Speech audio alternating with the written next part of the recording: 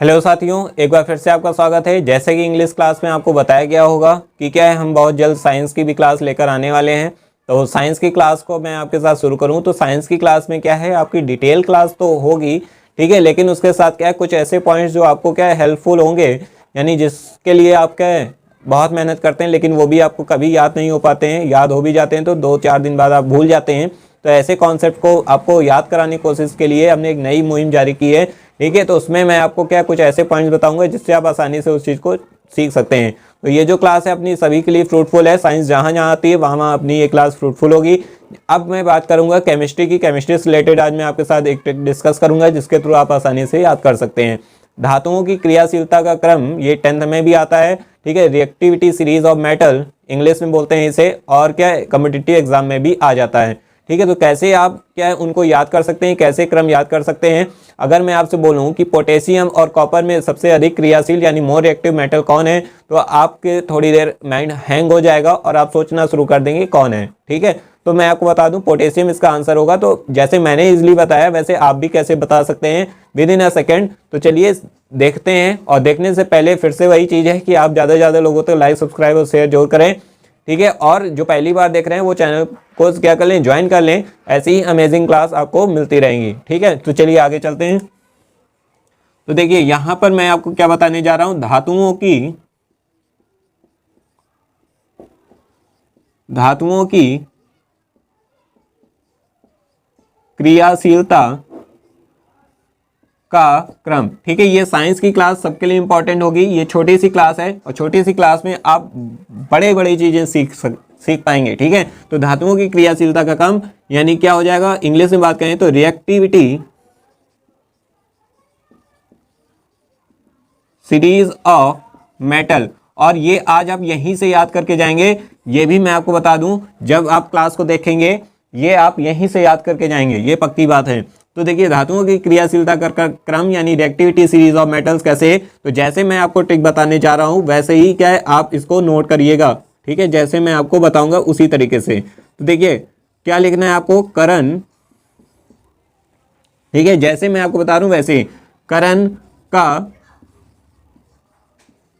मंगल, ठीक है, जब से, ठीक है, जैसे मैं बोला हूं वैसे ही पढ़ना है आपको। करण का मंगल जब से क्या हुआ, पास हुआ, ठीक है, जब से क्या हुआ, पास हुआ, ठीक है, जब से पास हुआ कॉपर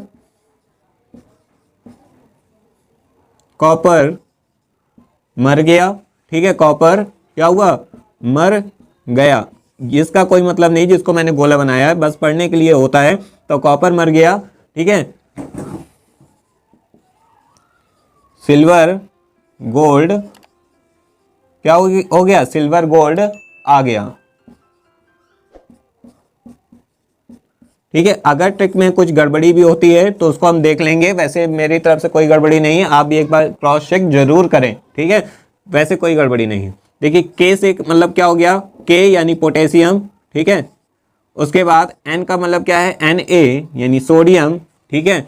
Ca का मतलब है आप जानते हैं क्या, कैल्शियम, ठीक है। उसके बाद Mg का मतलब वही है, Mg यानी मैग्नीशियम, ठीक है। उसके बाद क्या है, Al यानी एल्यूमिनियम। Z से क्या है, जिंक, Zn जिंक क्या है, जिंक हो गया। Fe से क्या है, Fe ही है, आयरन। Se में सिर्फ S से क्या है, Sn टिन, आर्यवासन में। उसके बाद देखिए P से क्या है, लेड। H से क्या है, हाइड्रोजन, ठीक है, हाइड्रोजन से ही ऊपर आप चेक करते हैं और नीचे चेक करते हैं। कॉपर यानी क्या है, Cu, ठीक है, ये क्या हो गया कॉपर। मरकरी का क्या हो जाएगा, Hg। और उसके बाद सिल्वर का क्या हो जाएगा, Ag, है ना। और गोल्ड का क्या हो जाएगा, Au, जिसको आप ऑरम बोलते हैं ना, ठीक है। तो ये आपके क्या थे, मेटल्स थे जो मैंने याद कराने की कोशिश की है कि करण का मंगल जब से क्या हुआ, पास हुआ, कॉपर मर गया, सिल्वर गोल्ड आ गया।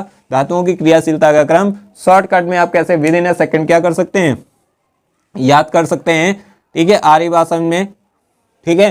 तो क्या है, करण का मंगल जब से क्या हुआ, पास हुआ, कॉपर मर गया और सिल्वर गोल्ड आ गया। और इससे आप क्या, क्योंकि आपको सीरियल से याद होना जरूरी है, ठीक है। अभी मैं इसको इरेज करके आपको एक सीरियल भी लिख दूंगा ठीक है। तो उसको आप कैसे कैसे पढ़ेंगे, या मैं यहाँ साइड में लिख देता हूँ। यानी पहले पोटेशियम आता है, फिर उसके बाद क्या आता है, सोडियम आता है, उसके बाद कैल्शियम, उसके बाद मैग्नीशियम, उसके बाद एल्यूमिनियम, उसके बाद जिंक, उसके बाद आयरन, उसके बाद टिन, ठीक है, कोई मिस तो नहीं किया, नहीं किया। उसके बाद लेड, उसके बाद हाइड्रोजन। हाइड्रोजन पे स्टार बना लेंगे क्योंकि हाइड्रोजन से ही हम कंपेयर करते हैं, ऊपर की ओर के क्या है, हाईली रिएक्टिव होते हैं और नीचे के लेस रिएक्टिव होते हैं, ठीक है। और हाइड्रोजन के बाद आपका क्या रह गया, कॉपर, ठीक है, कॉपर, मरकरी, और आई होप आपको नीचे क्या है दिख नहीं रहा होगा, ठीक है। तो मैं इसको थोड़ा सा यहाँ लिख देता हूँ, इधर आप देख लीजिए, हाइड्रोजन के बाद कॉपर, मरकरी, और उसके बाद क्या आएगा, सिल्वर, ठीक है, और क्या आएगा, गोल्ड आएगा।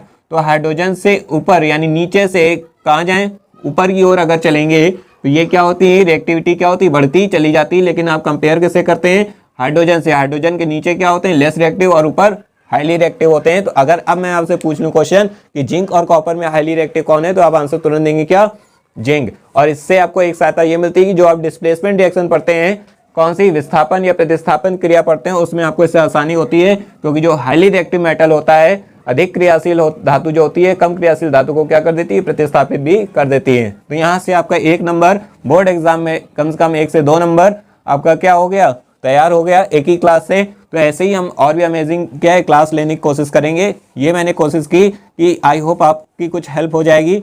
तो यहाँ से आप समझ गए होंगे, 1-2 बार आप पढ़ेंगे, नोट कर लेंगे, तो आपको क्या होगा, आसानी हो जाएगी। तो मैं क्लास को यहीं से ख़त्म करता हूँ। छोटी सी क्लास होगी अपनी साइंस की, ज़्यादा बर्डन ना देते हुए, लेकिन चीज़ें ज़्यादा सीखते हुए। ये क्लास सभी के लिए फ्रूटफुल होगी जो भी है। तो इस क्लास को हम नाम देंगे साइंस लैब। साइंस लैब में आकर आपने क्या सीखा तो कमेंट बॉक्स में ज़रूर बताएं। अगर आपको कुछ अच्छा लगा है और ऐसी क्लास अगर आपको और चाहिए तो फिर से अगर पसंद आया तो लाइक, सब्सक्राइब और शेयर करना मत भूलिए।